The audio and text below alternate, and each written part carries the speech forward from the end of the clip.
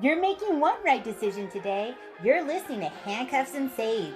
Three badass moms bringing you all the true crime and paranormal your heart desires. I'm Red. I'm Timo. I'm Dre. And don't let your kids listen. Seriously, just don't. Hey, it's Handcuffs and Sage. Hey! Woo! Hey, hey. Yeah. This is Red. Hey, this is Timo. And this is Dre. Eek, we're back. What is up? It's Yeah, been a cooling hot down, second, y'all. yeah? It's cooling down, y'all. No, No, I checked no. I checked It's that gonna be weather bad. app. It's gonna be so sinfully bad, you guys. I think one of the days was 109 coming up, Yeah. and I was I think it's like should I cry now or? it's this weekend, right? Like this coming. So This today weekend. is Monday, and it's this coming weekend's gonna be like blazing balls. Blazing Crazy. balls. Let's turn on that AC. Get the AC going. It's nice I right hate now, hot though. weather. Tonight it's Tonight's nice. yeah. Yeah, I went It out to is. grab a little White Claw from the garage, and I was like, "Ooh, it smells like kind of like rain." Oh, I Smells love kinda that nice. smell. Yeah. Love it. So tomorrow is September 1st, and I'm super stoked because that means this bitch is decorating for Halloween. Yeah.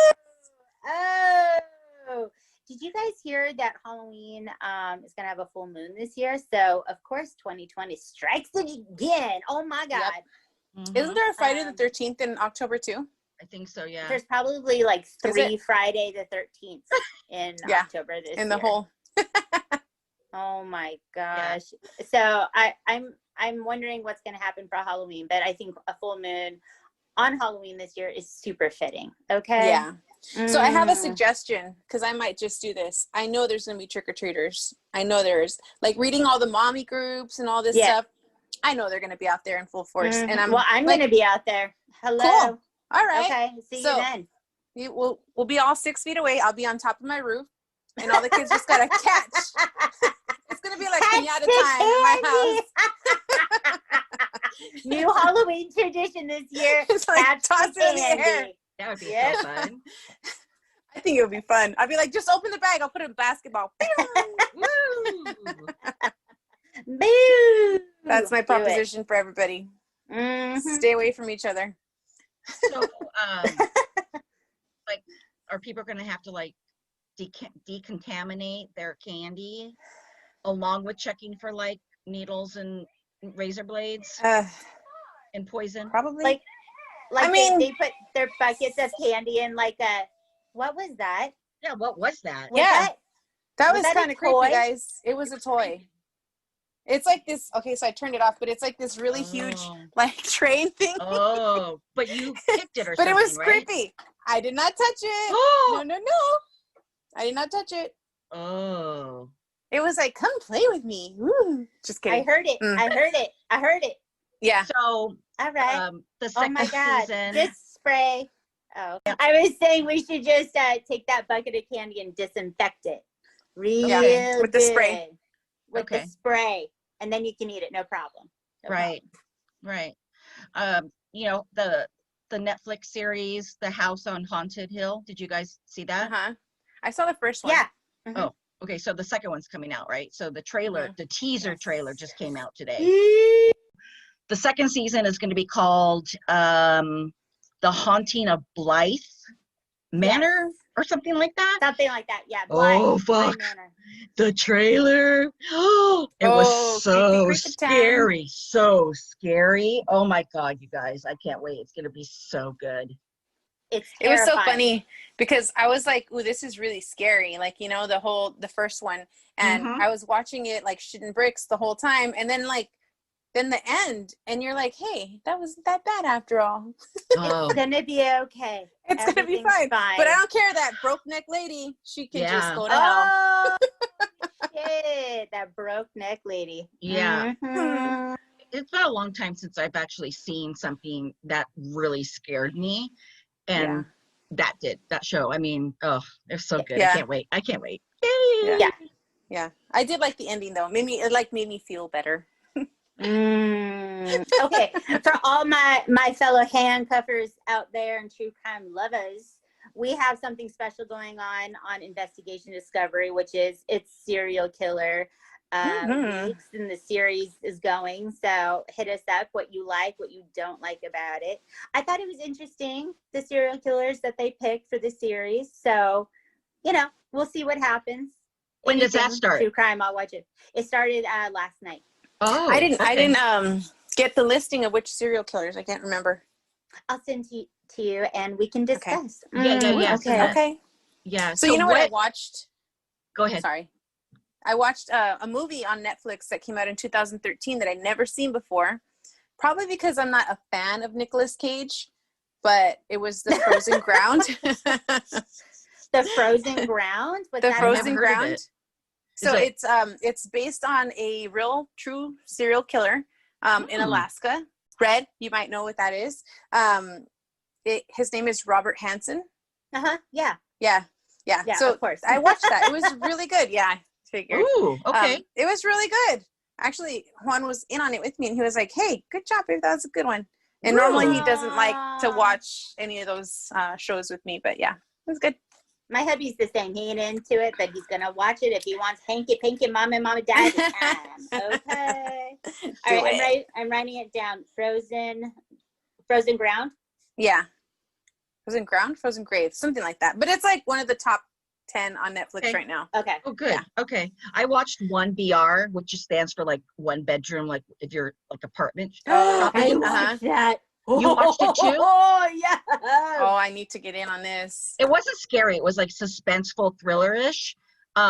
Could totally possibly happen, but not the end. I was so mad. I'm like, the screen went black, and I'm like, if fucking credits come up right now, I'm gonna be so mad. And the fucking credits came up. Yeah, I was so mad. It could have ended in so many awesome ways, and I'm like, are you kidding? I just wasted all this time. And that's the ending you give me, but it was okay. It was pretty good. You got to see it. It's good. Yeah, I feel like that's so lazy. It was okay. You know? Yeah. That's so lazy of them. They need to like up the game. They had a deadline to turn in that screen right, so I know, right? and we're done. Yeah, and it's all done. That's how we're doing it. Sucks. But I feel like that was a thing, like in maybe like early 2000s, like not even like even within that decade. I feel like that was actually a thing. Like people did that, you know, when they made movies, and then you were like, what the fuck? Like what? And then it was like a lot of movies kept that same theme where they were like, no, we'll just let you guys figure that one out. Yep. Like what? Yep. You know? Yeah. They need to quit that shit. They need to quit that shit. I want to give a shout out.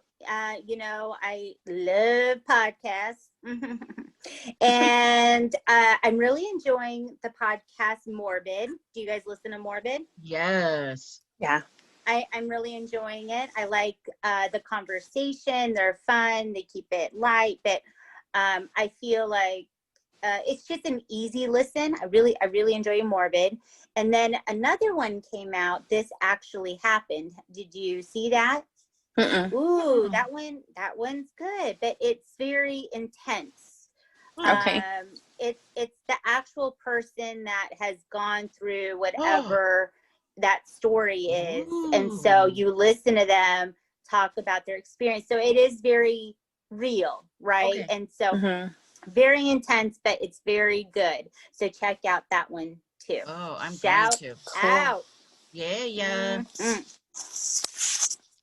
All right. Are y'all ready? I think so. I'm ready. Ooh, okay. So buckle up. Just I'm buckle buckling. up and hold on to your butts. Okay. Ow. So this is a real long one. So I'm doing a two-parter. Okay. So I've heard of this.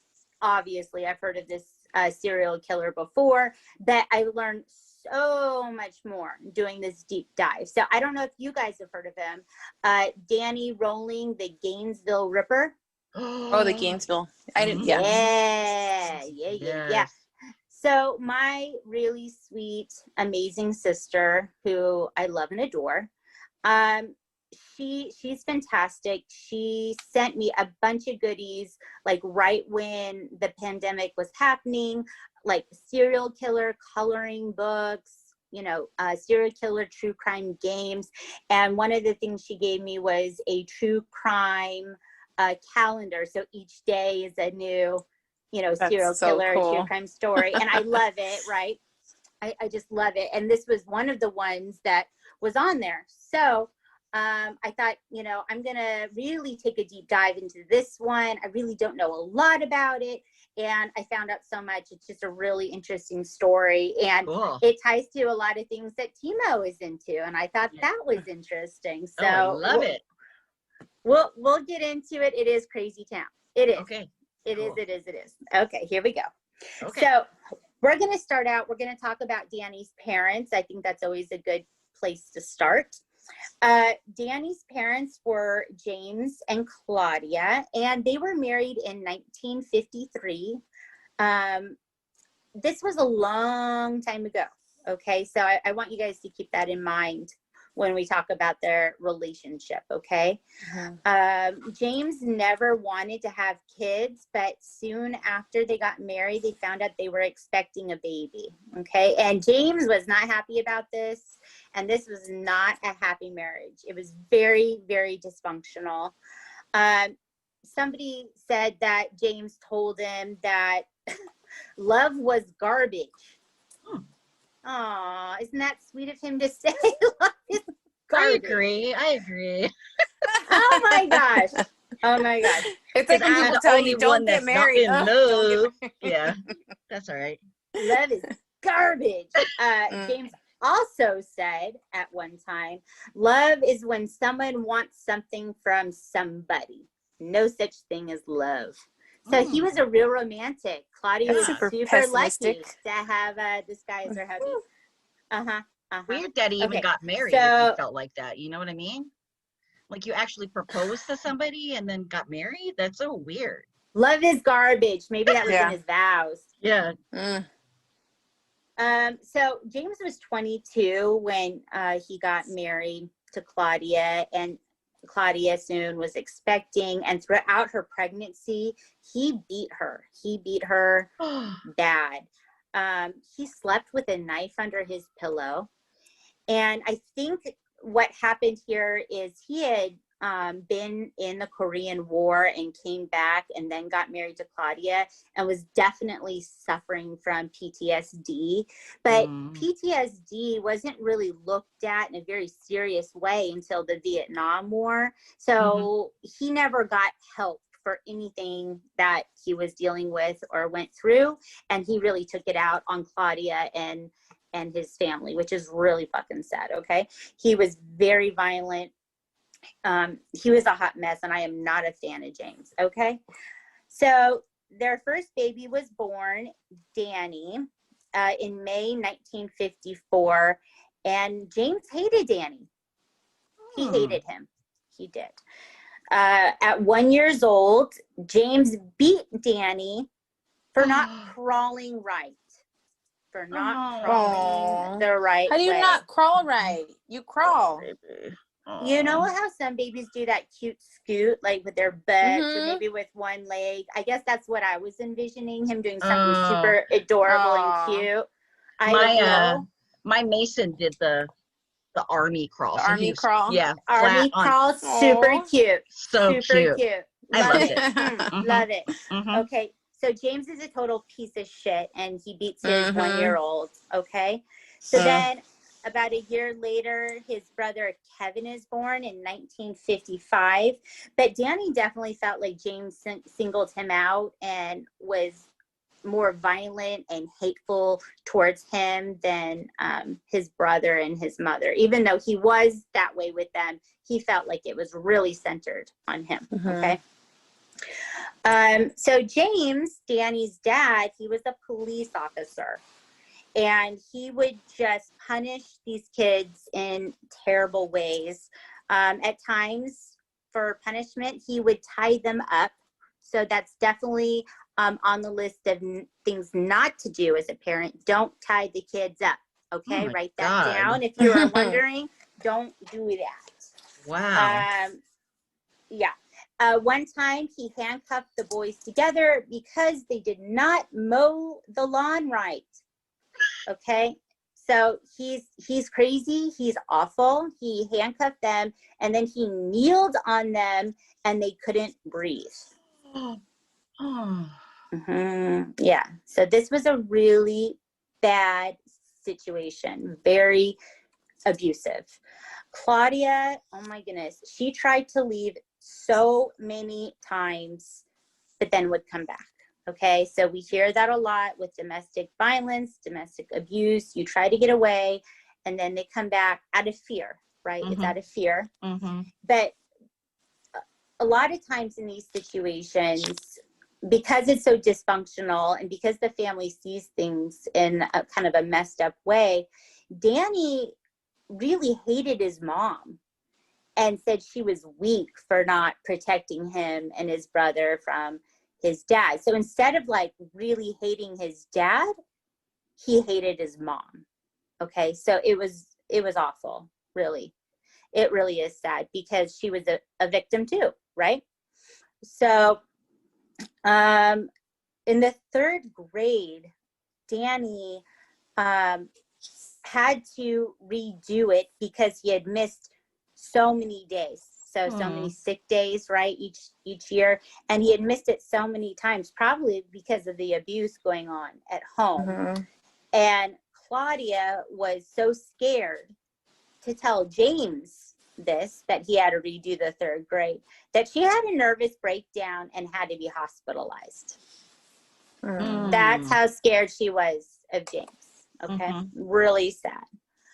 A school counselor said that 9-year-old Danny had an inferiority complex, aggressive tendencies, and poor impulse controls. He definitely needs therapy.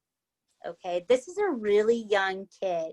So if he's already showing all these signs, he definitely needed help, and they did not take him to therapy. They did not get him help, and he definitely needed it. It's a really bad situation. This is kind of a perfect storm, right, coming up. So in 1965, Danny is 11 years old, and one day he's at home, and his parents are fighting in front of him, and it's out of control. It's really, really violent and terrifying. Okay.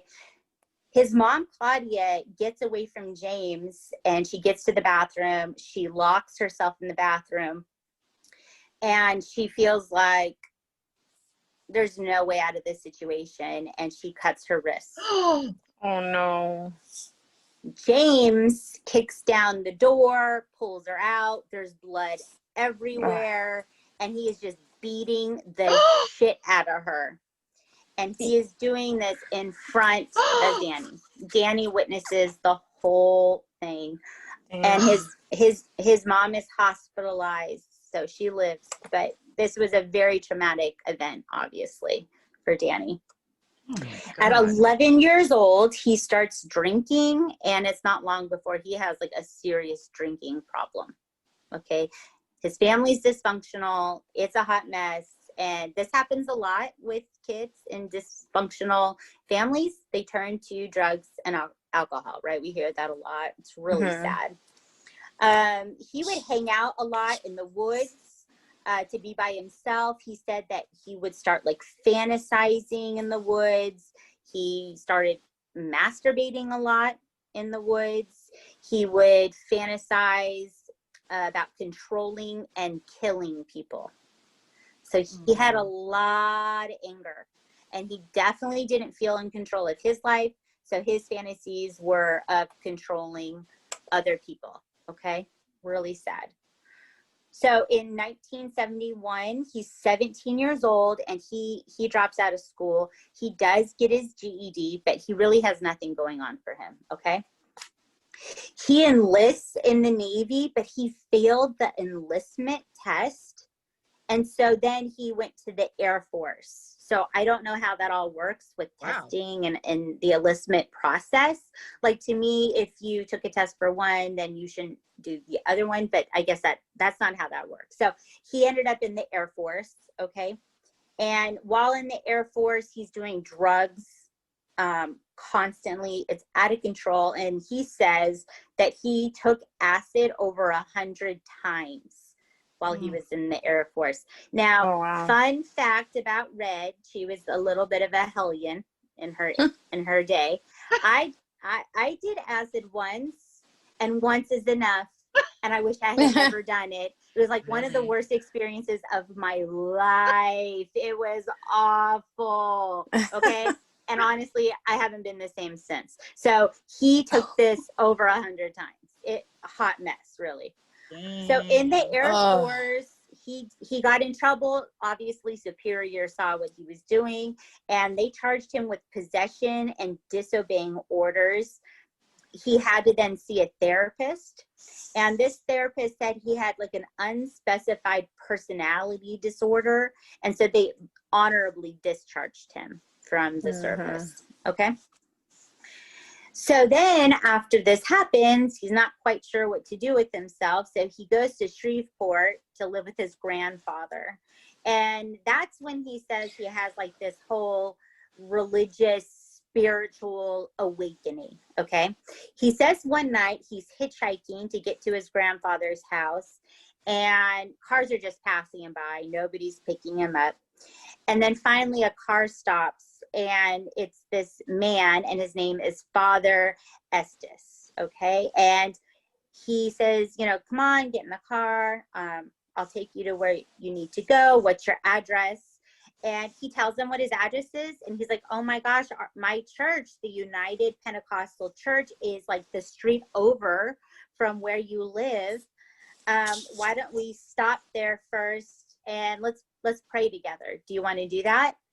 And Danny says, yes, I'll do that. So they go into the church. Danny says that the church was kind of like dimly lit, that it was just like candles burning, and there was a cross, and they sat together and they prayed together. And he said that he had like this whole awakening, this whole moment, and that the next day he got baptized.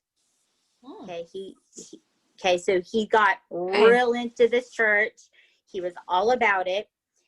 He started driving a bus for children and handicapped to bring to church on Sundays. Like, he all of a sudden wanted to do, you know, nice things.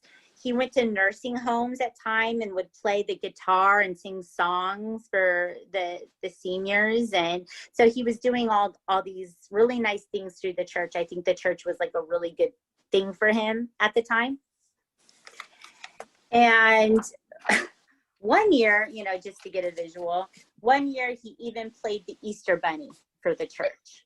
Okay, so he was all about it. So at the church, he met Almalfa and Helcom.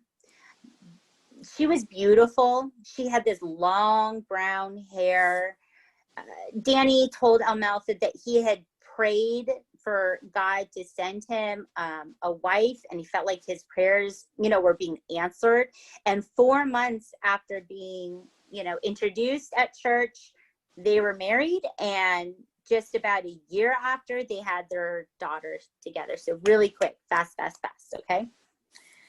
So all of a sudden, here he is. He's 21 years old. He's working 2 really shitty, like, menial jobs. Things aren't great between him and Almalfa, right? And he starts drinking again. He then leaves the church. Okay, so he's going downhill. Things aren't good for him. And he started just acting crazy. So Almalfa was actually really afraid of him. She said that he would leave all the time for like long periods of time. She never knew like really what he was up to or anything. And so things were not good in the marriage. It was a hot mess. So one day Danny's brought to the house by 2 police officers because he was caught peeping through windows watching women. Man. And so remember, Danny's dad, James, was a police officer. And so because of that, they agreed with James not to take him in and book him, that they would take him home, but that they would tell his wife what he was up to and what he was doing. Okay. So that's what they did. So Danny starts saying that demons are trying to possess him, and that he is just plagued with demons all around him. That one time at night, he says that like a creepy demon like shadow crawls up the wall, on the ceiling and reaches out for him and wants to like get in him. Okay. Yeah. So Timo, Oh, this is where you Yeah. come in, girl. Demons. Okay. Am I right? Demons. Mm-hmm. Awesome. All right.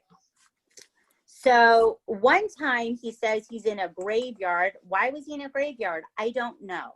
Okay. I don't know why he was there, but he says that he sees a ghost wearing like Quaker like clothing, trying to connect with him. Okay. So then he says that he sees a UFO in a large field, and there's a blue light coming from it. And all of these things keep happening. And honestly, I do believe he saw a UFO. No, I'm just kidding. So he's saying all of these things are happening, but he really is saying that demons are trying to possess him. He absolutely feels like this is happening to him. Okay. So then Danny quits both of his shitty jobs. He don't want to do it anymore. Well, welcome to the club, Danny. It's called being an adult. Okay. You can't just quit your two shitty jobs. But he does. And Almalfa is tipped off. Okay. So she calls Danny's parents and is like, your son's a loser. James, his dad, comes over to the house and holds a knife to Danny's throat. Okay. Again, not great parenting. I'm just going to say this is not going to help the situation. And I know you're going to be shocked to hear this. It didn't help the situation. Danny didn't go get a job and pull his life together because his dad held a knife to his motherfucking throat. Okay? It's just a hot mess. It is awful, awful, awful. So Almalfa tells Danny finally, look, I'm leaving. I am done. Okay? I can't take no more. And Danny, this piece of shit, holds a gun to her head until she finally says, okay, I will stay with you. Okay. This is bad. This is so bad. So Danny finds out that Almalfa is cheating on him with her ex-boyfriend. Okay. Not good. Her. Not good. Good for you, girl. Good for you. Get it. Get it. So Danny loses his shit. Okay. He just loses it. He goes crazy. He beats up both of them. He beats up Almalfa and her ex-boyfriend and holds a gun to her head again. Okay. So because this worked before, he's doing it again. Right. And this time she says, oh, hell no, I am not getting back with you. I don't even care. Right. So then Danny holds a gun to his own head. Okay. And this is done a lot in really abusive situations where they manipulate the other person by doing things like this. I will kill myself. Right. Yeah. So when he does this, she then begs him, put the gun down. This needs to stop. Okay. It's a bad scene. So she ends up filing for separation. So good for her. She stuck to her guns. She got away from that situation and she files for separation. Okay. So Danny is now living with his parents. I'm sure that was a good old time up at Danny's house living with his parents, right? I can't even imagine. He's then a driver and he delivers paper to different printers at different companies, right? So he drives this truck all over the place. And one night he's going, up a hill. It's very windy. He takes this turn like real quick, but a bunch of cars were at a standstill and he hits the back of a van really hard, and a woman gets thrown out of her car and is thrown on the pavement, and he watches her die. Oh, gosh. And so this was like a huge moment for Danny, because it was like the first person he killed, even though it was not intentional. Okay. Mhm. No charges were brought against him. And then not long after this, he got his divorce papers. Okay. And it seems like everything is just tumbling down for Danny. Things are just getting shittier and shittier. And he's basically going to spiral out of control because of all of these things. Okay. So Danny is basically losing his mind. He feels like demons are taking over his body. This woman dies in front of him. He gets served divorce papers. And so everything's a shit show. Okay. So something that Danny likes to do to relax and to, you know, chill is watch women through their windows, because that sounds very relaxing. This piece of shit. Like, he's such a peeper, and to me, peepers are just so grody, gross. Just the thought of someone watching you and you have no idea is just disgusting to me. Yeah. I hate that. So 2 college students moved near his house, and he loved to watch them all the time. And one night he goes to the house to let off steam because all this shit is happening in his life. And he sees that the door is open, and it's just the screen door that's closed. Okay. And he can see the 2 students. One's a blonde and one's a brunette. And the brunette reminds him of his soon-to-be ex-wife, Amalfa. Okay. Mhm. So Danny, through the screen door, can see the brunette, and she's studying on the couch. And he says that a demon whispers in his ear something terrible. Okay? So this piece of shit takes off his shoes. He takes off his socks. He puts the socks on his hands, and then he puts his shoes back on. I think around the yard, he found a cloth, and then he used a gardening tool to poke holes out for his eyes in this cloth. He then ties the cloth on his face as a mask. So he goes to the rear of the house, and he uses that gardening tool. It was like a garden fork to do the latch in the back, and he goes inside. So this sweet, sweet girl who has no idea any of this is happening, you know, she looks up from studying, and she sees this guy standing in front of her. I think this is terrifying. He's 6'2". He's a big guy. And he's just standing there all of a sudden in her house with this mask on, and he's holding a gardening tool.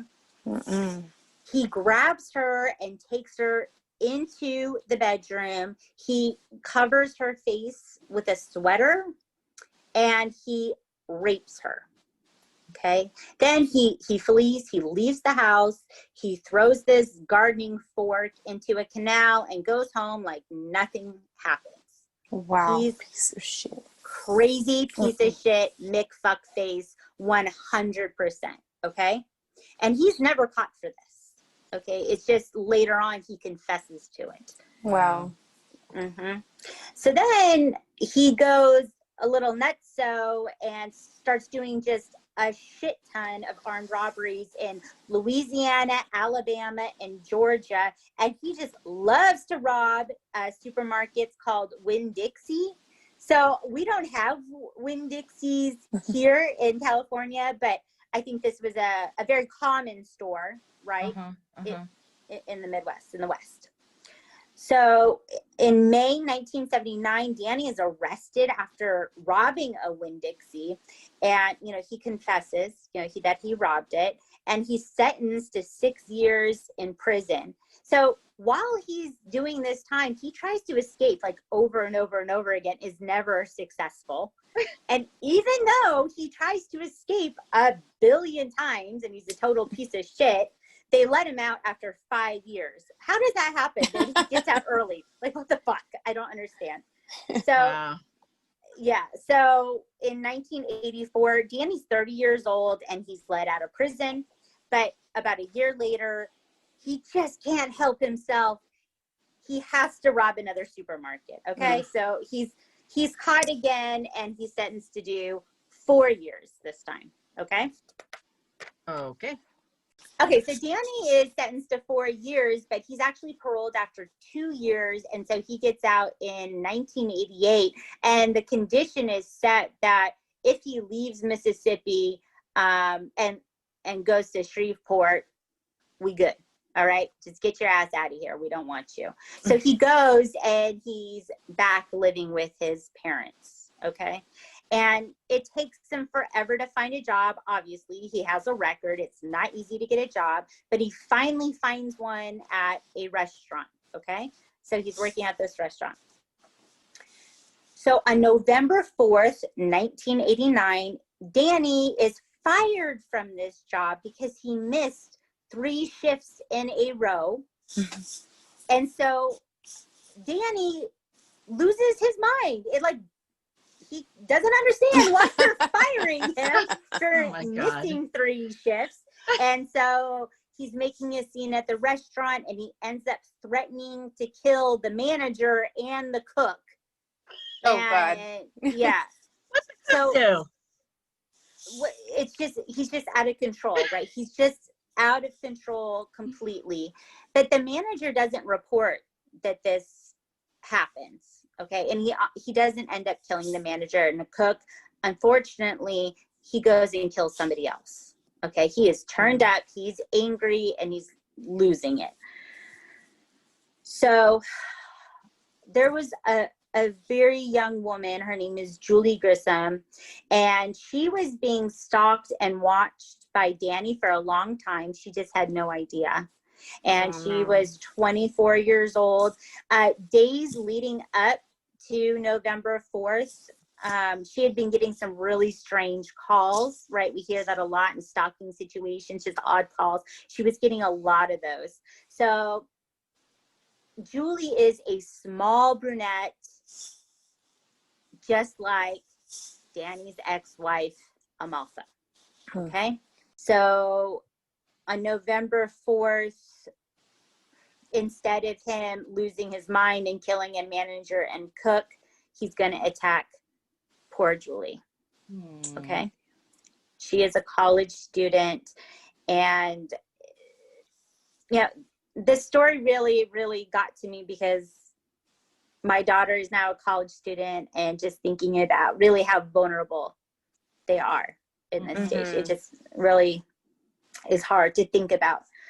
So Julie lived with her father, Tom, and they lived near Danny and his parents. And so that's, I think, what made it so easy for Danny to watch her all the time.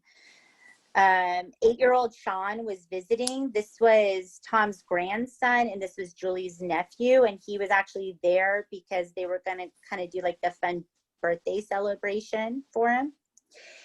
And so that night, Julie was actually supposed to be going to a friend's wedding, but she never gets to go. So about 6 p.m. on that Saturday, Danny goes to the house, and Tom is like out back. He's grilling up steaks, and little Sean is inside watching TV. And Danny really wasn't expecting them to be there. He was there for Julie. Okay.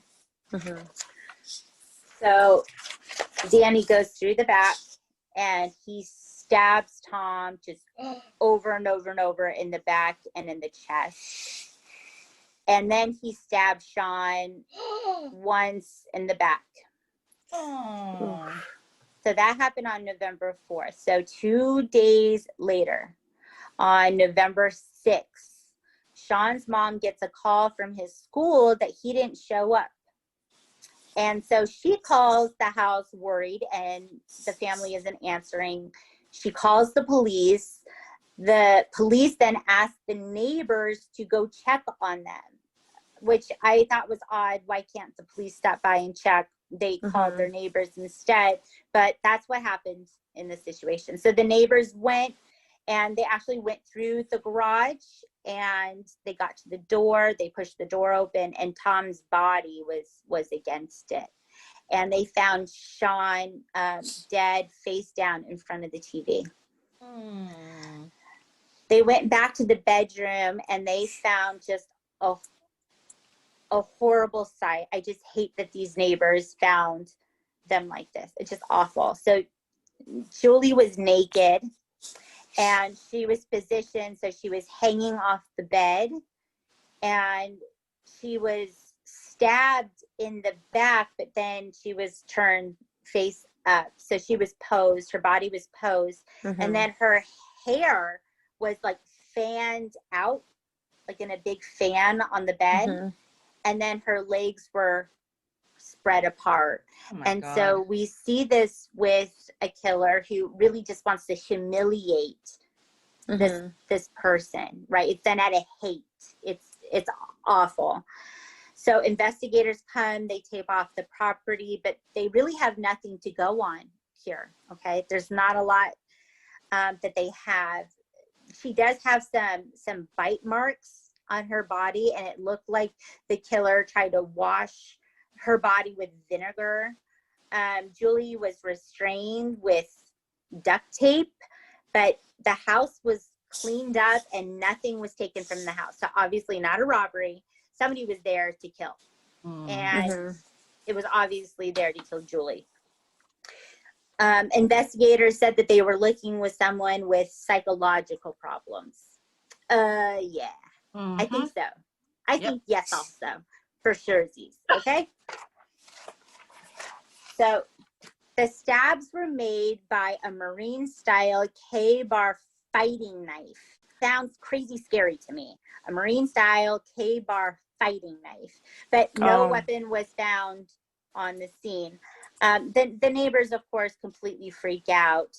And they became hyper vigilant about watching, like, who came in the neighborhood, who left. They tried to watch and figure out who did this, but really they had nothing to go on. They had no suspects. So at Danny's church, he had stopped going for a long time, and when he did go, it wasn't a lot. But he did have a church, and the reverend there, his name was Mike Hudspeth. He recalled a night near the time that the Grissom murders happened, that Danny kind of came late at night. He was alone, and that he was at the church for a long time praying and talking to himself. And the Reverend said that he seemed like really high, but he left him alone to kind of pray by himself. And so that really stuck out in his mind. So Danny is unemployed, right? For some reason, they fired him at his last job for missing 3 shifts, and he doesn't have a job, okay? So because he's unemployed, tensions are high with his parents, and him and his dad, James, they just fight all the time. It's a hot mess, super trashy all the time.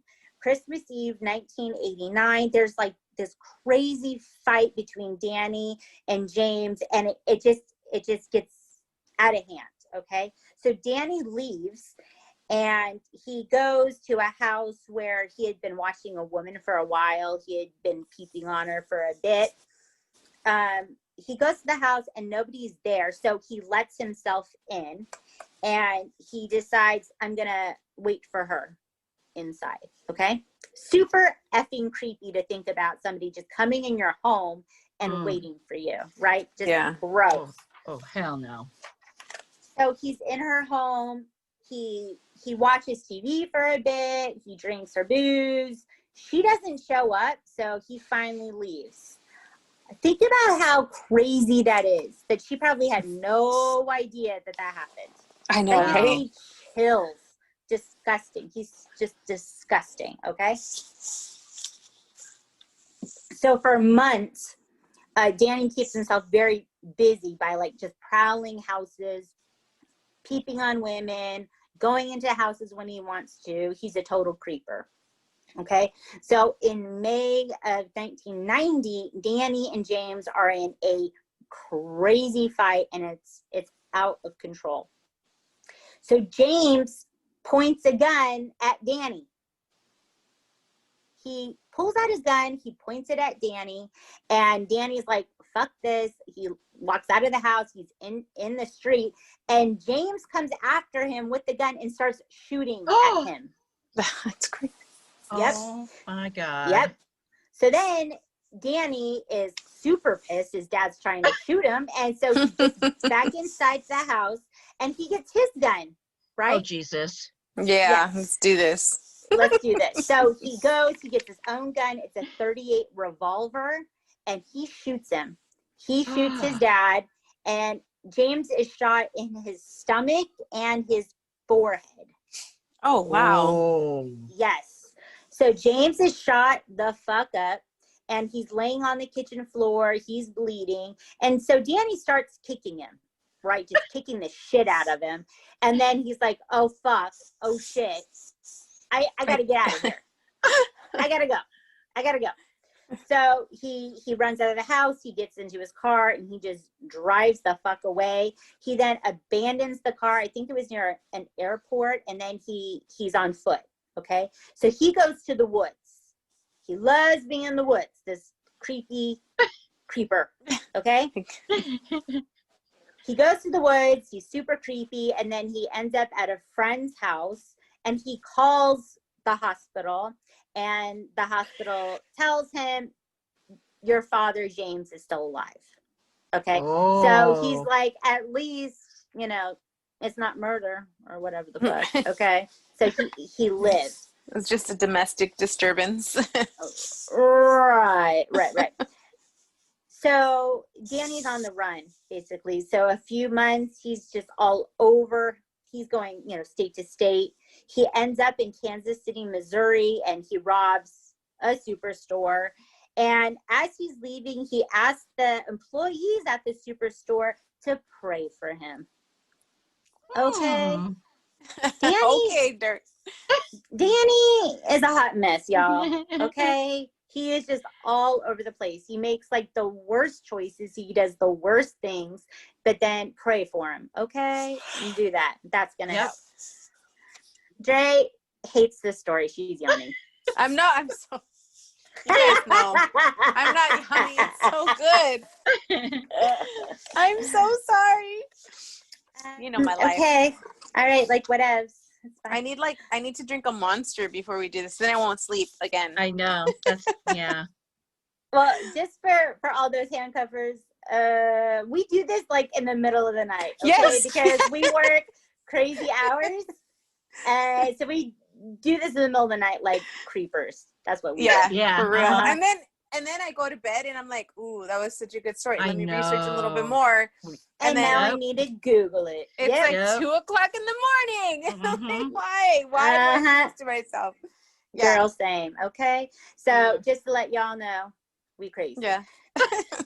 So Danny ends up in Boulder, Colorado. He sees a woman on a hike. She's like hiking. And this really freaks me the fuck out because I like to hike. And a voice in his head, a demon, tells him he needs to rape her right now on the trail. You need to do this.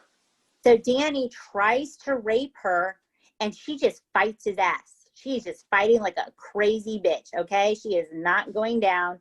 She's covered in blood. She's a mess. He's not gonna rape her. Okay, and then she begs him, please let me go. Just let me go. And he just decides, okay. And he lets her go. What? He lets her go. He gets out of there and he winds back up in Kansas City. Okay. Wow. Great. Side note, I have a question. Do you guys ever, like when you're in a, kind of a strange situation, when you find yourself alone and there might be somebody around, do you ever like go through your mind, what happens if he attacks me? What do I do next? All the time. Yeah, because we're women. Yeah. Okay. Yeah. It's terrible. Like if I was like walking in our parking structure, I used to have to do that at night from work. And I'd always go through my mind, like if someone was behind me, what would I do right now if he did whatever, right? Are you holding your keys like between your fingers? I Oh, yeah. always do that. I Yep. always do that. Okay. Mhm. You know, I took criminal justice, and my instructor told me to always make eye contact with people who are a little bit shady because they're less likely to attack you. Ooh. Oh, okay. Yeah. Good. Keep that Write in that mind. down. Write that Yep. down. Ooh. Yeah. Oh my goodness. I'm That's a just good one. super, I'm Mhm. just super aware of my surroundings all the time. I might look like I'm like a crazy person because I'm like looking over You my do. shoulder and like whatever. A bit. Uh-huh. Yeah. Her eyes are bugging out, looking left and right constantly. Yep. Yep. Okay, so then Danny ends up in Florida after leaving Kansas City, and he's just watching houses. He's peeping on people. He's just being a creeper in every state. Okay, so this story is of a true crime badass. I want to give a shout out to Janet Frake. She is something else. I just, if I ever met her, I just would just lose it. She's amazing. So this is what happens to Janet Frake, okay? So on August 5th, Janet Frake, she's 30 years old, and Danny sees her as she's leaving her house, okay?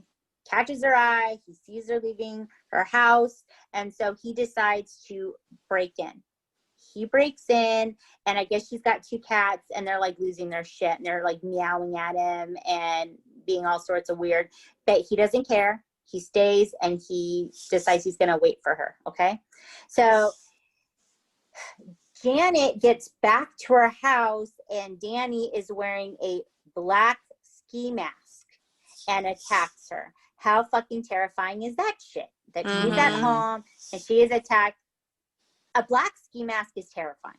It's just, Yes. okay? Mhm. He has a very long hunting knife with him, and he takes a duct tape and he binds and gags her.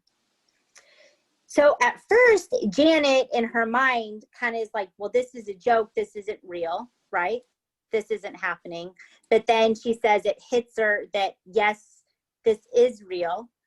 And then she starts thinking about all of the true crime that she's looked through and learned about over the years. All the Yeah. books that she That's read. it, baby. What does she know that she can use to help her in this situation? Okay, Janet, she's our true crime sister. Okay, so she knows that she's going to remain as calm as possible in this situation to keep him as calm as possible in this situation. Okay. Mm-hmm. So Danny at some point says to her, I can do this to you all night long. Okay, disgusting. And Janet calmly says to him, well, would you like a cold beer and maybe just take a break for a little bit? Damn. And he said, yeah. And so because she was calm and accommodating, she said he seemed to relax, like really kind of like let his guard down a little bit. So she brings him a beer with a glass, hoping to get fingerprints on that glass. So she's thinking ahead. What can I do here to get evidence, right? Unfortunately, he does not leave fingerprints on this glass, okay? So at some point, because she's been calm and accommodating with him, he lets her take a shower by herself, okay? But when he wasn't looking, before she got in that water, she grabbed a clean towel and wiped her body with it and hid it from him to get evidence. Oh, smart. So smart, okay? So she hides the towel, she takes the shower, and Janet is later to be said, this is so badass, Janet, oh my God, girl. She says, he thought he was in control, but I was the one who was in control. Mm-hmm. Damn. Yeah, girl. Yes. So later he asked if he could take off his ski mask, and she said, no, don't take your ski mask off, because she felt like, and we know this, true crime lovers, the chances of you then being killed because you see their face goes way up. So she did not want that to happen here. So she said, no, keep the ski mask on. Okay. So about 1:30 in the morning, Janet, this warrior woman, has just been through it, and she is just done. And she straight says to Danny, I think it's time you go. You got to go. Dang. Shit's over. Shit's over. Okay. And Danny says, okay. And then he says to her, if things were different, I would really want to date you. What the fuck? Oh my God, shut up. Okay. All right. Okay. Wow. So he says, you know, I'm going to say goodbye to you, and then just please wait 10 minutes to call the police. This piece of shit. After raping her, after torturing her, after scaring her, he's just, do me a sweet little fave. You'll be the best, and just wait 10 minutes to call the police. Okay. All right. So then he leaves, and in August, Danny has made his way to Gainesville. And this is where the University of Florida is. And it has a large college population, as we know, and just happens to be at the time that he gets there that all these college students are there moving into dorms and apartments, right? So he is watching all of them. He says, for some reason, watching them move into their dorms and get ready for their school year, that it filled with, like, he was filled with rage over this.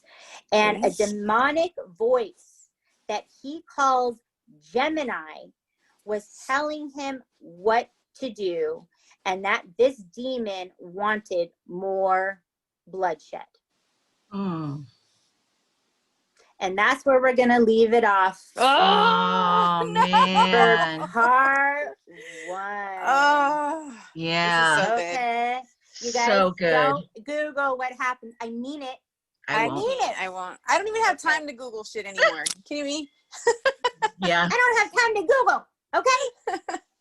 I'm going to have to Google a little bit so I can get a picture, but I'm just going to get pictures. That's it. I'm going to go right to images. So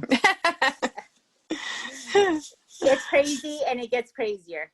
Can you believe that God, shit? so crazy. Damn. Is he schizophrenic at least? Do we know that? He's not what schizophrenic. Are these voices? Oh. I will get to all of that in part. Okay, cool. All right. All right. Okay. Woo, true crime. Shout out to Janet. Yeah, badass. Badass. Mm-hmm. That action there just saved her life, you know? Yes. It saved her life. She stayed calm. And I just love that she said he thought he was in control, but I was in control. Yeah. That's right, girl. That's right. Yeah. Good job. Good job. So Shreveport, that's Louisiana, right? Shreveport, Louisiana. Louisiana? So the funny thing is, my story is in Louisiana too. Ooh, you guys are right on the same page. Why are you copying me right now? That is crazy. That's the second time you guys do that. That's I just wanted to give like love to like Texas and Louisiana because the hurricanes hit over there and they're like in bad shape. So yeah, I just wanted to show some love. Show some love to Louisiana. All right, guys, you ready? You ready for some? I'm not too sure it's about paranormal. It might be a little supernatural, but it's definitely fun. We have a fun story here. So I'm going to buckle up. Yeah, buckle up. I keep going like this. I'm buckling up. Buckle up. Click. So I'm going to talk about Marie Laveau. Ooh! I love her. I love Marie Laveau. Yeah, so she's the voodoo queen of New Orleans. And she was born on September 10th, 1801. to Marguerite de Cantrell, who was a freed slave, and a free and very wealthy businessman, Charles Laveau. All right, so she was the first generation of her family to be born free. So back, there were slaves back in those days. There was the people of color that were born free, and then there were also people that were slaves that were either sold or let go, or they were able to raise enough money to like basically buy themselves out of their slavery. So her great grandma had come to New Orleans as a slave from Africa to New Orleans in 1743. And then her grandma Catherine was bought by a very prominent free woman of color. And she was a very successful entrepreneur. And then later, Catherine was able to buy her freedom, and she built a home where her granddaughter would become very famous. So Marie Laveau married Jacques Berry in like 1819, 1817, and they had two daughters. One was, I guess it would be Felicité and Angèle. And very strangely, in 1820, they disappeared from all records. That's all we know. Ooh, So that was weird, very weird. strange. And then Jacques actually died in 1820 as well. Oh. But there was no record of his death. So it was really kind of shady. But she referred to herself as the widow Paris until the day she died. So I don't know. They say maybe he left her and she was embarrassed, or maybe something else happened. We don't know. But then she became involved with a noble Frenchman, and he was white, born and raised in Louisiana, and they were together for 30 years, and his name was Christophe Glapion, and they never got married. Now, the reason why they never got married was interracial couples were not allowed to get married. It was against the law. So that you could date, you could be together, but you can't get married. So a lot of them were married. Well, a lot of them were together for years and years and years, but they never got married. So they were together for 30 years. Wow. They were reported to have 15 children. What? Yes, like 15? 15. But the Keeping baptismal her records busy. only show 7.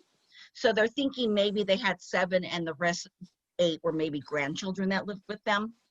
But records weren't kept. It went off like church records. So they showed 7 Okay. baptisms, but they're not really sure. So besides being a devout Catholic and attending Mass regularly, Marie Laveau was also devoted to the religion of Voodoo. Now, Ooh, I love that voodoo that you do. Voodoo is a religion, but Mhm. we're gonna get into that a little bit down the line too. So the definition is Voodoo is a religion that is derived from African polytheism and ancestral worship that is practiced mostly in Haiti. Now, polytheism, Take a shot. Yep. Take a shot. is basically you worship more than one god. It's polytheism. Like theology, theism. Right. You're nailing it. Right. And it also contains a lot of elements borrowed from the Catholics. So it's almost like the closest religion to being Catholic, which is so strange because It's interesting, yeah. Voodoo? Voodoo. Yeah, That's it is. crazy. It is. So All right. in Who her knew? home, yeah. Voodoo. Who knew? Hoodoo. And then there is hoodoo. Voodoo. There is hoodoo, but that's something different. This is not a part of this story. So in her small little cottage home that she had, that her grandma Catherine built for her, the front room she used as a place of worship. So she had altars, candles, holy images. So she would have pictures of saints. She would have crucifixes, and then offerings. Offerings were everywhere. And she held weekly services that not only blacks attended, but whites also attended. And they would all dress in like a white outfit. They would chant, sing, and dance, and leave offerings to the spirits. Usually these offerings were food and liquor. Now, who are the spirits of voodoo? Now, in Haiti and New Orleans, they're called Loa, L-O-A, and they're called the Mystères, which I think is mysteries in French, and the Invisibles. And basically, they are the spirits between Earth and the beyond, if that makes sense. Interesting. So, Okay. so there's many of these. I mean, I was going to give you a list, and then I looked, I'm like, oh God, we'll be here forever. So I'm not, but you can look them up. It's different gods, Okay. different spirits for different things. And so they're very distinct beings. They have their own likes, dislikes, songs, dances, ritual symbols, and modes of service. So if you want to find love, you go to this spirit. If you want to, do this, you do it to this spirit, which I think that's kind of cool. I like that. Yeah. Then she also would see her individual clients. And these people were usually the very rich. They came to her for advice. And she would, give them advice as in like what to do if you were in a lawsuit, if you wanted to find a lover, or you wanted to make someone love you. It was a whole bunch of like, people would just go to her left and right. And then although many other races would attend her services, the white community never accepted voodoo as a legit religion. So that's why one of the reasons why today even it's kind of like associated with the occult and something like paranormal and like curses and like kind of scary stuff. Right. Because it is different, they dance in the fire, with the fire, and they sing and chant, and it's from the African, culture. So it's seen as not a religion. So that's basically where that came from. And then because of this racism towards their religion, it led to many stories being told that her services weren't legit. They're basically drunken orgies. And that's how they think that she became what they call the voodoo queen or the voodoo priestess.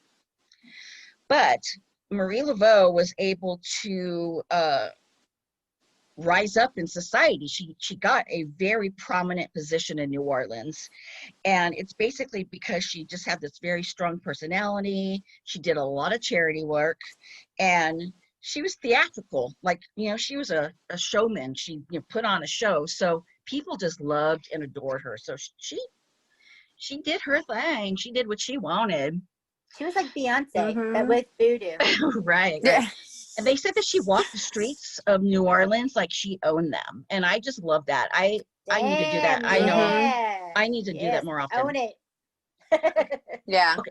Yeah. So what were some of her accomplishments? Okay. So she did so many awesome things. This is so crazy. So when yellow fever came around, she basically nursed the patients.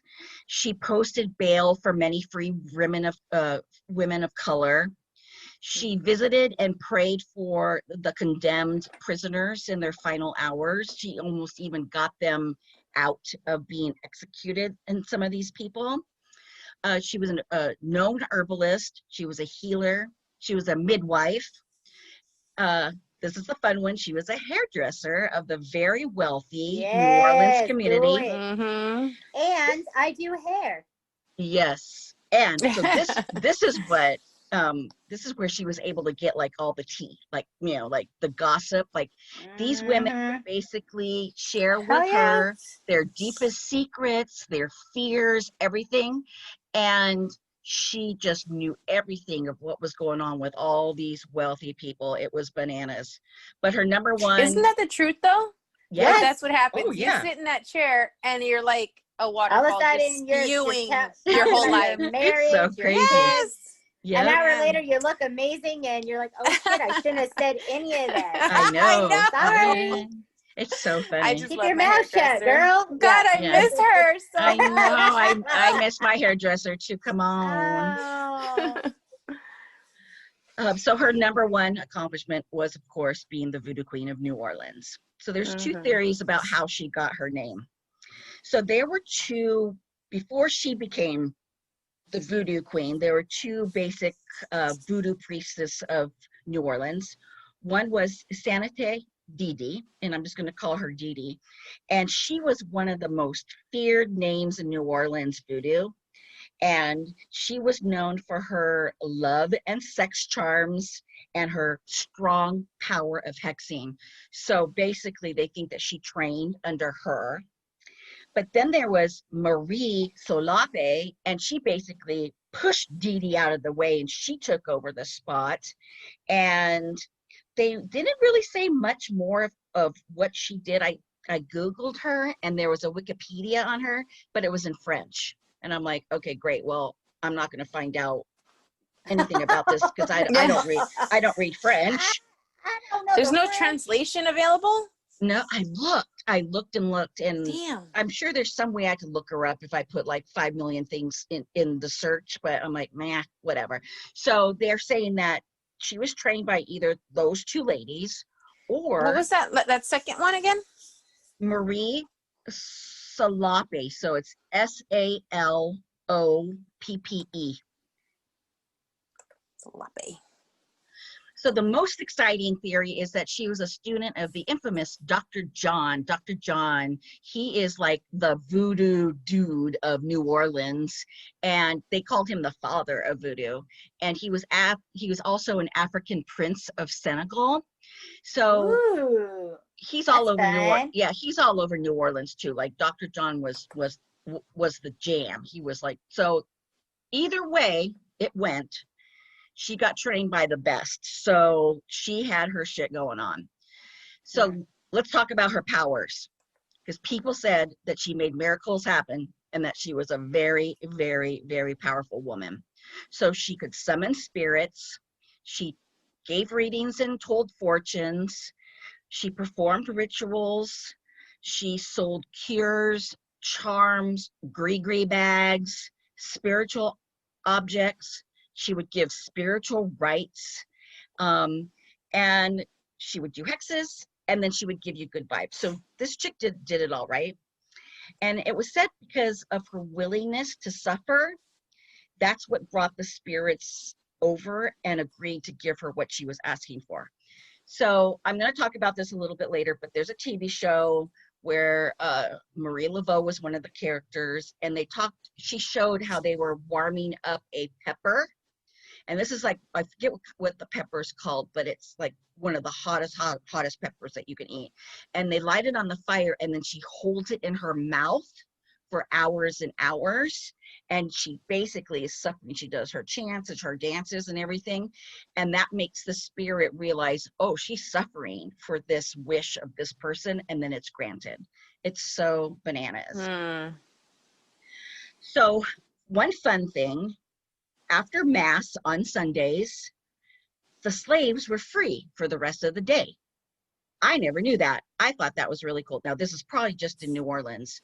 So on Sundays, after Mass, she would hold these huge, like, ceremonies in Congo Square. Now, Congo Square, I believe, is near, like, Lake Pontchartrain, I think it's called. And they would dance, they would have, music, they would sing and, chant and do all these things. And mostly it was enslaved people and people free people of color that attended, thousands of them every Sunday. The wealthy rich were allowed to come and watch as long as they bought a ticket. So she collected money from them so they can come witness what was going on. And then a lot of snakes were involved in these ceremonies too. Yeah. God. I wouldn't go. No She snakes. had a pet snake that she would walk around town with it around her neck all the time, and she called it Zombie.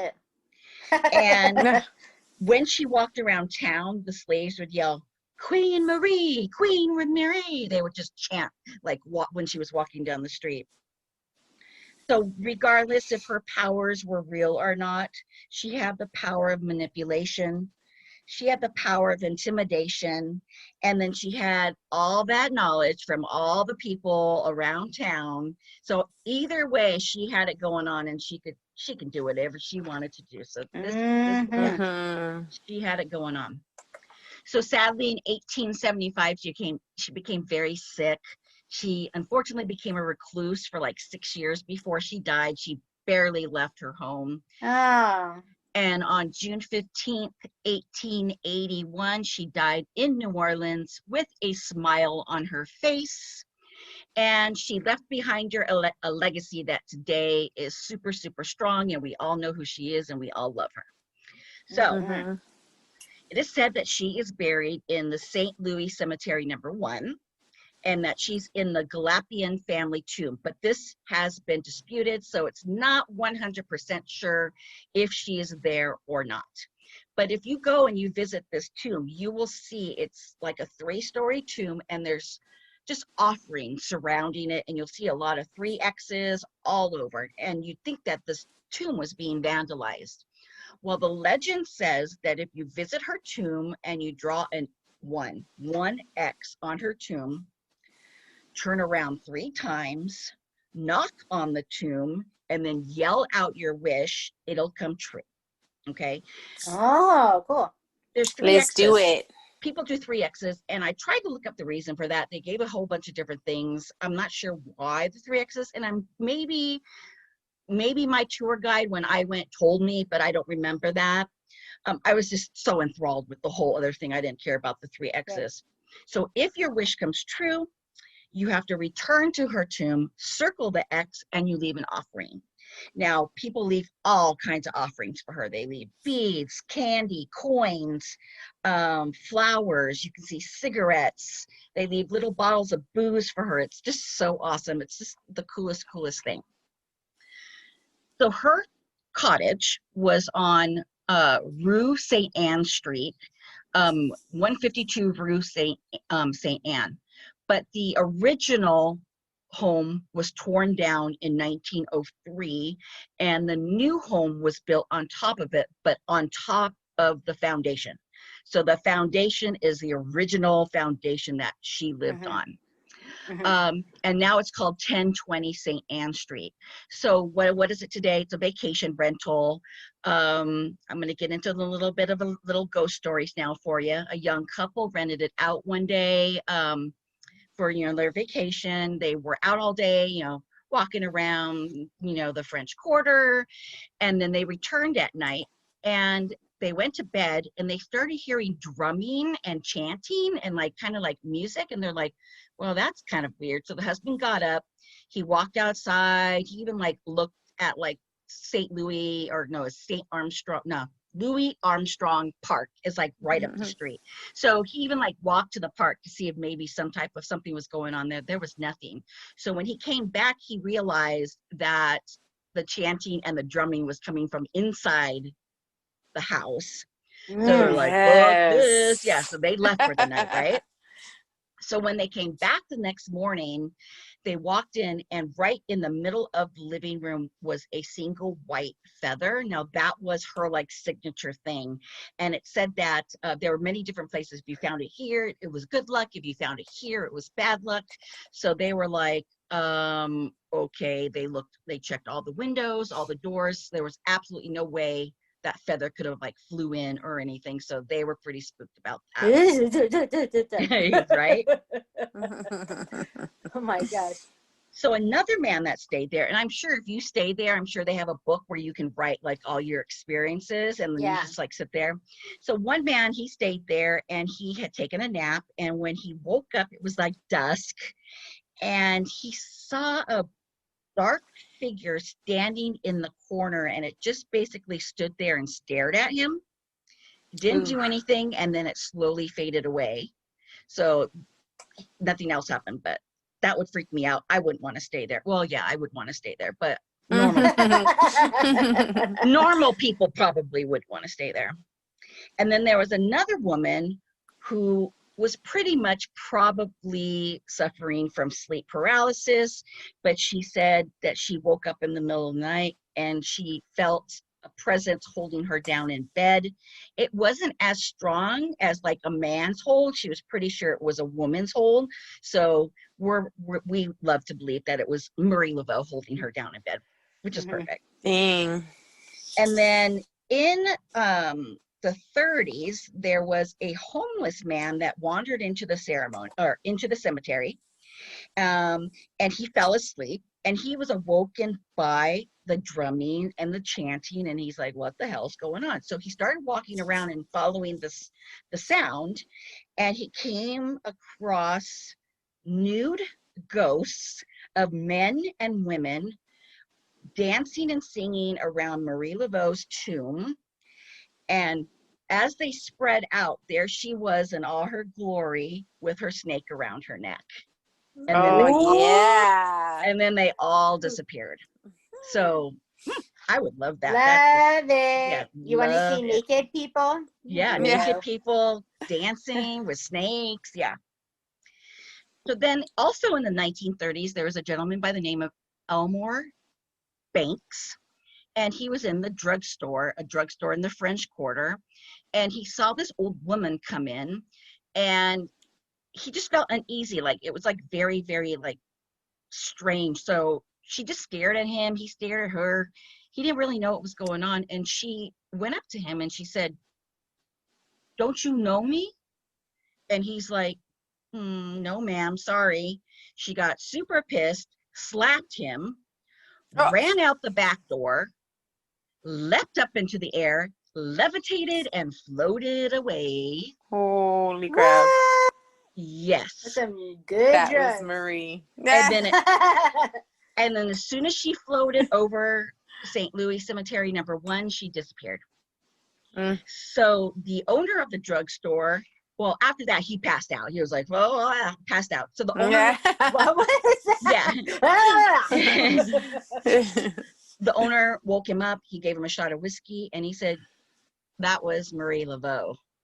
Oh, crazy times, I man. bet it was. Crazy times. I bet it was.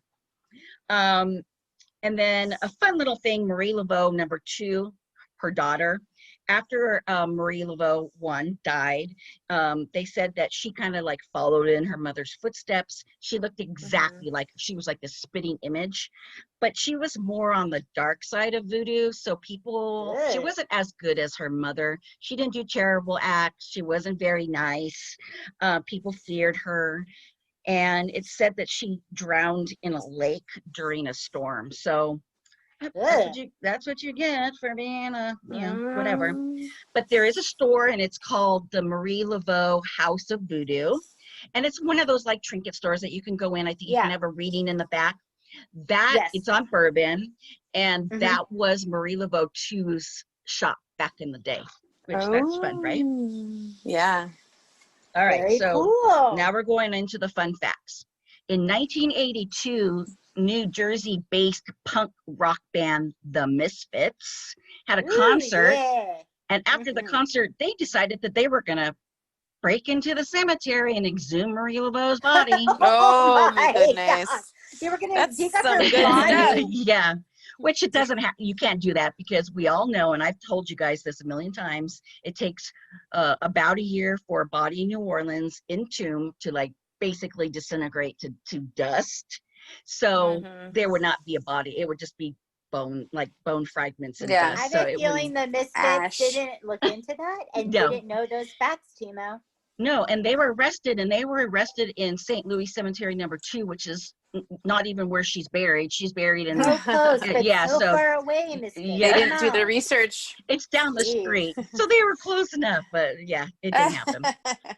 And then I totally remember this. In December of 2003, someone snuck in and they painted her entire tomb latex cotton candy pink.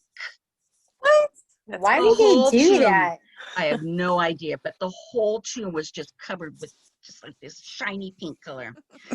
Latex, like body paint.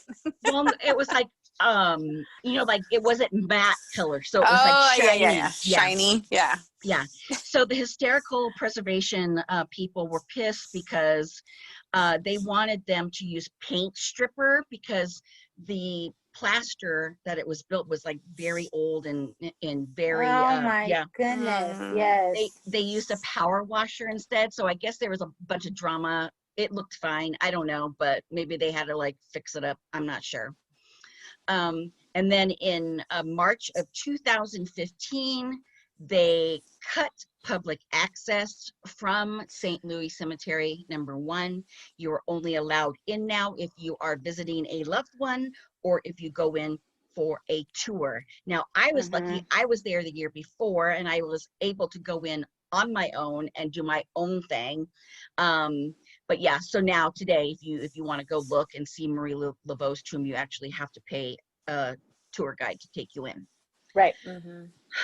So there's art all over the place on her, books, music. There's so many songs that people wrote about Marie Laveau. There's also one called, there's a band called Dr. John, after the father of Voodoo, and the song is about Marie Laveau. It's so crazy. In 1999, there was a musical called Marie Christine, and that's a musical that's based on her life. Here's my favorite, girls. Angela Bassett. I just love that bitch so much. Yes, She played her in American Horror Story season 3, Coven, my most favorite one of all time. Loved it. Love. And then she also came back in Apocalypse, which I think was the last one. She came back. And then she's made appearances on TV shows, not Angela Bassett, but the character Marie Laveau. She was on Young Sheldon. She was on Legends of Tomorrow. There is a horror movie made called Gothic Harvest that is about her. And then I'm going to end with this because I found this, and I believe it was on the website All That's Interesting, which I think, Dre, you used for one of your badass stories of the week. Which was, so whether she was a powerful priestess or a clever entrepreneur, she was a Black woman with great influence in the Deep South during the days of slavery. It might not have been possible in any other place except New Orleans. So there you go, Marie Laveau. Ooh, I like it. Yes. Good job. Give me so great. chills. I love her. Yes. Oh, she's so good. We love New Orleans. We love Marie Laveau. Yep. Eat it up. Yes, I am. Are you ready for badass story of the week? We sound amazing every time. All the time. All right, guys. So, I've been really missing my football babies. I know we all have. Man, I have to tell football. you this, Dre. Oh my gosh! On Saturday, my son says, tomorrow or yesterday, I would have had a football game. Oh, heartbreaking. Baby. I know, baby. Heartbreaking. You can play football in the spring. It's okay. I know. My stories keep popping up, because I was pretty good about taking pictures, and it's such good memories. Right? Yeah. Football Fridays. Oh, bittersweet. I love the bittersweet memories. Yes. And I'm just like, wow, life was so good last year. We didn't know how good it was. No. I'm just glad that I did everything in my power to get off work, get my ass there early, and that work was willing to let me do those things, right? It was so great. We had the funnest times. We did. Okay. We did. All right. So I have a story about a badass high school football team out in Iowa. Okay. So there is this paralyzed man. He's been paralyzed for many, many years, decades, by the name of Ray Drake. And there was a Derico, which is like a windstorm that goes through. It's 100-mile-per-hour winds, right? So this man's paralyzed. He has 2 sisters that go in to visit him and take care of him. for like throughout his whole life, he's had this happening. And so this Derico came in with its 100-mile-per-hour winds and just demolished the gate outside. Huge trees. There was like 4 huge trees sitting on the property. So the sisters called people that they knew, and one of them was like had something to do with the football team. So she said, hey, we have these trees that landed on the property. They broke the fence entirely. We need to borrow a chainsaw, right? Just borrow a chainsaw. So the guy says, you know what? I think you're gonna need more than a chainsaw. So he says, I'll come by. So he comes by and he brings 30 football players. Oh, my heart. Oh, my heart. Oh, these boys. I know. So these kids, they go, and these trees are huge, tall ass trees. Like they're like 50-foot trees, 24 inches wide. And they cut them all down, and then they take them off the property. And just, typical football team working for the betterment. All these football players are so great. When you get them together, they are such good kids. Not only did they take the trees off the property, they actually rebuilt the fence. Yeah. Yeah. So sweet. So it was just such a sweet gesture. Like that. I know. Yes. I love it. So yeah, the when they went in to say, thank you, the sister that called them was like sitting there crying, and one of the boys just said, this is what we do. We help each other. That's what we're here for. And it's just so sweet. Oh, I love it. Cool. So yeah. So sweet. So like shout out to, they're called where I lost it now. They're called the Roosevelt Rough Riders, and they took care of it. Yeah, they did it. So out in Des Moines, Iowa. Good job, Rough Riders. Yeah. I love give me some football. Yeah. Give me some football now. I got chills. That's a great story. They are badasses. They stepped up. Yes. Yes. Ooh, I love it. Good job, Dre. Good story. Ooh, I like it. All right, y'all. Check us out on Instagram, Facebook, Twitter, TikTok, YouTube. I feel like we're famous, right? I know, right? I know. Things, right? We're on all the things. All the things. All the things. I feel like we don't talk about this enough, that maybe we really should. Like, we are 3 working moms. We work our asses off. We're raising families. We're working hard. We got stresses, and we still make time in the middle of the night to record the podcast. And if you guys enjoy it, check out our Patreon page. If you can support us, that would be great. We've put a lot of money and time and everything into the podcast. We enjoy it, but that support is always welcome. That would be great. And then check out our website, handcuffsandSagePodcast.com. You can email us at handcuffsandsage@gmail.com. And every time we post something or share something or an episode comes out, when we hear from our listeners and they comment and they share, it makes us feel so good, right? We love it. We eat it up. We just thank you. We can't thank you enough. And if you could just take just a second, if you haven't yet, leave a review on iTunes, because that really helps us out, and it means a lot to us when you take a moment for us. Be a badass for us, right? And leave a review on iTunes. Do it. Okay. All right, y'all. Okay. Remember, we do what we want. Ooh, yes, we do. I do what I want. Okay. Yep. I'm gonna do what I want and go to bed right now. You're gonna Google shit, and then probably you're gonna go to sleep. No Googling that guy. But you can Google Marie Laveau. I will. All right. Bye. Bye. See ya. Bye. Good night. Bye. Night.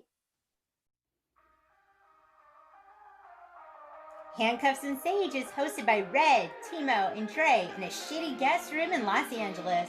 Theme music is Leave Now by We Are Wasted. Cover art done by Megan Winchester. Follow us on Instagram, Facebook, and Twitter. Show us some love on iTunes. Be a badass and do what you want. Until next time.